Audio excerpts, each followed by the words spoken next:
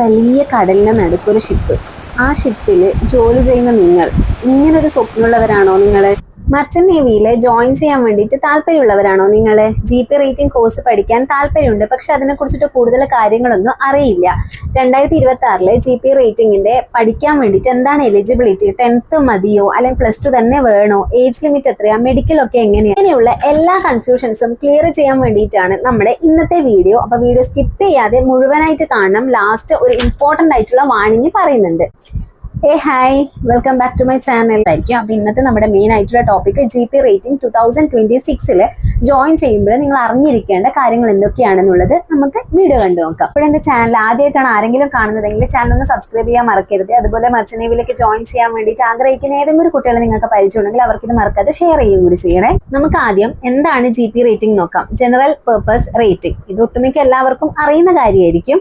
Merchant നേവിയിൽ deck സൈഡിലും അതുപോലെ engine ഡിപ്പാർട്ട്മെന്റിലും basic level cruise ആയിട്ട് വർക്ക് ചെയ്യാൻ വേണ്ടിയിട്ട് ഈ ഒരു GP റേറ്റിംഗ് കഴിഞ്ഞവർക്ക് സാധിക്കും. സിമ്പിൾ ആയിട്ട് പറയുവാണെങ്കിൽ ഈ GP റേറ്റിംഗ് കഴിഞ്ഞിട്ട് ഷിപ്പിലേക്ക് കയറുന്ന ക്രൂ ആയിരിക്കും ഷിപ്പിലെ ക്ലീനിങ്, അതുപോലെ maintenance, rope handling, engine assistant, painting, ഇത്തരം കാര്യങ്ങളൊക്കെ ചെയ്യുന്നത്. ഈ ഒരു കോഴ്സിന്റെ ഡ്യൂറേഷൻ എന്ന് പറയുന്നത് 6 മാസത്തെ ഒരു പ്രീ-സീ ട്രെയിനിങ് ആണ്.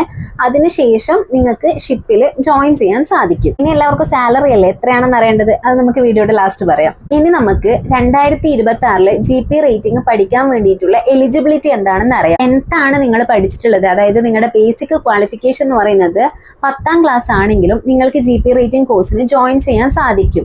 അതിന് ഓവറോൾ നിങ്ങളുടെ മാർക്ക് 10ാം ക്ലാസ്സിലെ മാർക്ക് 40% ആയിരിക്കണം. അതുപോലെ ഇംഗ്ലീഷിലും 40% മാർക്ക് ലഭിച്ചിരിക്കണം.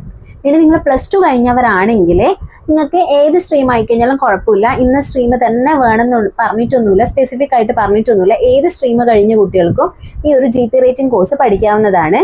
ഇതിൽ ശ്രദ്ധിക്കേണ്ട ഒരു കാര്യം എന്താണെന്ന് വെച്ച് കഴിഞ്ഞാൽ നിങ്ങൾ റെക്കഗ്നൈസ്ഡ് ആയിട്ടുള്ള ബോർഡിൽ നിന്ന് തന്നെ ആയിരിക്കണം +2 പാസ്സായിട്ടുണ്ടാവേണ്ടത്. ഈ ഒരു GP റേറ്റിംഗ് കോഴ്സ് പഠിക്കാൻ വേണ്ടിയിട്ടുള്ള ഏജ് ലിമിറ്റ് എത്രയാണെന്നുള്ളതാണ്.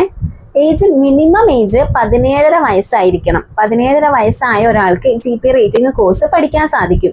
അതുപോലെ എത്ര വയസ്സ് വരെ പഠിക്കാം? നോർമലി 25 വയസ്സ് വരെയാണ് GP റേറ്റിംഗ് പഠിക്കാനുള്ള പ്രായപരിധി പറയുന്നത്.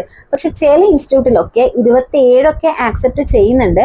നോർമലി ഒരു സേഫ് ഏജ് ലിമിറ്റ് എന്ന് പറയുന്നത് 17.5 to 25 ആണ്. ഏജ് കാൽക്കുലേഷൻ ഇൻസ്റ്റിറ്റ്യൂട്ടിന്റെ നോട്ടിഫിക്കേഷൻ പ്രകാരം തന്നെ നിങ്ങൾ ചെക്ക് ചെയ്യണം. മെഡിക്കൽ എലിജിബിലിറ്റി നോക്കുകയാണെങ്കിൽ മെഡിക്കലിന്റെ കാര്യം കുറച്ച് സ്ട്രിക്റ്റ് തന്നെയാണ്.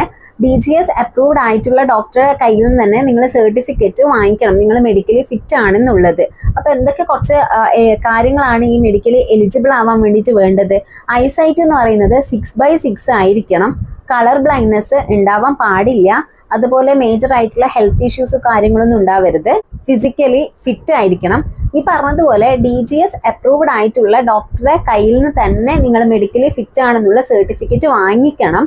കാരണം നിങ്ങൾ മെഡിക്കലി ഫിറ്റ് ഒന്നും അല്ലാതെ അങ്ങനെ ഇങ്ങനെയൊക്കെ തട്ടിക്കൂട്ടി സർട്ടിഫിക്കറ്റ് ഒക്കെ ഉണ്ടാക്കിയിട്ട് നിങ്ങൾ ഈ ഒരു GP റേറ്റിംഗ് കോഴ്സൊക്കെ പഠിച്ച് പക്ഷെ ഷിപ്പിൽ കയറുന്ന സമയത്ത് എന്തായി കഴിഞ്ഞാലും നിങ്ങളെ മെഡിക്കൽ ചെയ്യും. അപ്പം നിങ്ങൾ അതിൽ ഫെയിൽ ആയി കഴിഞ്ഞ് കഴിഞ്ഞാൽ ഈ സമയത്ത് നിങ്ങൾ പഠിച്ച കോഴ്സും ആ കോഴ്സിന് വേണ്ടി നിങ്ങൾ ചെലവഴിച്ച ഫീസ് മന്ത് ഒക്കെ നിങ്ങൾക്ക് വേസ്റ്റ് ആവും. സോ ഇതിലേക്ക് ജോയിൻ ചെയ്യുന്ന സമയത്ത് തന്നെ നിങ്ങൾ DGS അപ്രൂവ്ഡ് ആയിട്ടുള്ള ഡോക്ടറെ കയ്യിൽ നിന്ന് കറക്റ്റ് ആയിട്ടുള്ള ഒരു സർട്ടിഫിക്കറ്റ് വാങ്ങിക്കണം. ഇനി ഹൈറ്റിന്റെ കാര്യം എടുക്കുകയാണെങ്കിൽ 157 എങ്കിലും മിനിമം ഹൈറ്റ് ഉണ്ടായിരിക്കണം.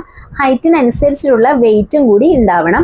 അതുപോലെ ഫ്ലാറ്റ് ഫുട്ട് അങ്ങനത്തെ കാര്യങ്ങളൊന്നും ഉണ്ടാവാൻ പാടില്ല. അങ്ങനെ ഉണ്ടെങ്കിലും നിങ്ങൾ മെഡിക്കലി എലിജിബിൾ ആവും. ഈ ഒരു കോഴ്സ് പഠിക്കാൻ വേണ്ടിയിട്ട് എത്ര ഫീസ് വരുമെന്ന് ചോദിക്കുന്നവരോട് അപ്രോക്സിമേറ്റ്ലി ഒരു 2.5 to 4 lakh വരെയൊക്കെയാണ് ഫീസ് വരുന്നത്. അത് ഓരോ ഇൻസ്റ്റിറ്റ്യൂട്ടിനെ വാരി ചെയ്തുകൊണ്ടിരിക്കും. ആ ഒരു ഇൻസ്റ്റിറ്റ്യൂട്ടിനെ ഡിപ്പെൻഡ് ചെയ്തിരിക്കും. ഓരോ ഇൻസ്റ്റിറ്റ്യൂട്ടിലും ചിലപ്പോൾ ഫീസിൽ കുറച്ച് മാറ്റങ്ങളൊക്കെ വരും. അപ്രോക്സിമേറ്റ്ലി ഈ ഒരു റേഞ്ച് ആണ് വരുന്നത്. നോർമലി ഫുഡും അക്കോമഡേഷനും ഒക്കെ പഠിക്കുന്ന ഇൻസ്റ്റിറ്റ്യൂട്ടിൽ തന്നെ ഇൻക്ലൂഡഡ് ആയിരിക്കും നിങ്ങൾ ഫീസ് അടക്കുന്ന സമയത്ത്.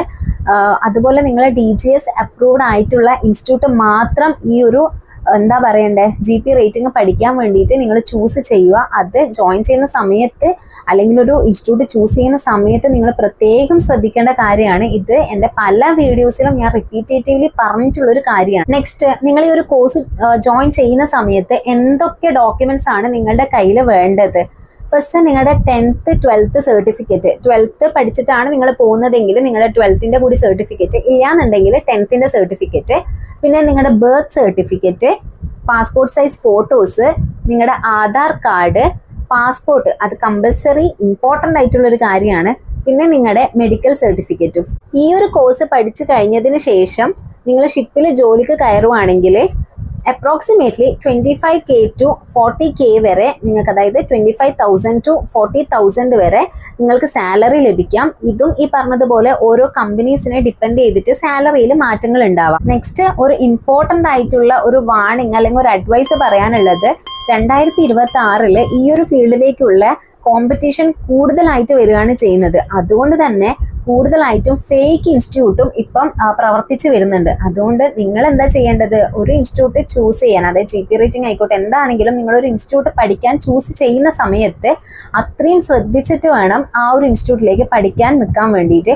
DGSന്റെ വെബ്സൈറ്റിലൊക്കെ ആ ഇൻസ്റ്റിറ്റ്യൂട്ട് ഉണ്ടോ എന്നുള്ളതൊക്കെ നിങ്ങൾ മാക്സിമം ചെക്ക് ചെയ്യണം. ആ ഇൻസ്റ്റിറ്റ്യൂട്ടിന്റെ ഫുള്ളായിട്ടുള്ള വെരിഫിക്കേഷൻസ് ഒന്നും കഴിയാതെ നിങ്ങൾ ഫുൾ ഫീസ് ഒന്നും പേ ചെയ്യാൻ പാടില്ല. പ്ലേസ്മെന്റ് ഒക്കെ അത്രയും ഗ്യാരണ്ടി ഒക്കെ പറയുന്ന ഇൻസ്റ്റിറ്റ്യൂട്ട് ഒക്കെ ആണെങ്കിൽ നിങ്ങൾ കുറച്ചും കൂടി കെയർഫുൾ ആവണം. അതിനെക്കുറിച്ചിട്ട് കൂടുതലായിട്ട് പഠിച്ചതിന് ശേഷം മാത്രമേ ഏതൊരു ഇൻസ്റ്റിറ്റ്യൂട്ട് ആണെങ്കിലും ചൂസ് ചെയ്യാൻ പാടുള്ളൂ. നിങ്ങൾക്ക് GP റേറ്റിംഗ് പഠിക്കാൻ വേണ്ടിയിട്ട് താല്പര്യം ഉണ്ടെങ്കിൽ അത് കമന്റ് ചെയ്യാം. അങ്ങനെയാണെങ്കിൽ ഞാൻ അഡ്മിഷന്റെ ഡീറ്റെയിൽസും കാര്യങ്ങളൊക്കെ നെക്സ്റ്റ് വീഡിയോയിൽ പറയാം. സോ ഈ ഒരു വീഡിയോ ഈ 2026 മർച്ചന്റ് നേവിയിലെ ഒരു ജോലിക്ക് ശ്രമിക്കുന്ന കുട്ടികൾക്ക് ഉപകാരപ്പെടും എന്നുള്ള വിശ്വാസമുണ്ട്.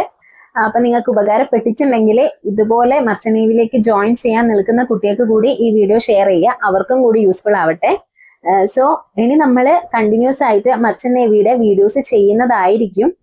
നിങ്ങൾക്ക് എന്തെങ്കിലും ഒരു ടോപ്പിക്കിനെ കുറിച്ചിട്ട് ഡൗട്ട് ഉണ്ടെങ്കിൽ കമന്റ് ചെയ്ത് ചോദിക്കാം, ഞാൻ അതിനെക്കുറിച്ച് വീഡിയോ ചെയ്യാം. അല്ല ഈ പറഞ്ഞ കാര്യങ്ങളിൽ എന്തെങ്കിലും ഡൗട്ട് ഉണ്ടെങ്കിൽ എൻ്റെ Instagram ID ഞാൻ മെൻഷൻ ചെയ്യാം, അതിൽ മെസ്സേജ് അയക്കാവുന്നതാണ്. അതുപോലെ കമന്റ് സെക്ഷനിലും ചോദിക്കാം. അപ്പൊ അടുത്തൊരു വീഡിയോ ആയിട്ട് വരുന്നത് വരെ ബൈ, താങ്ക് യു.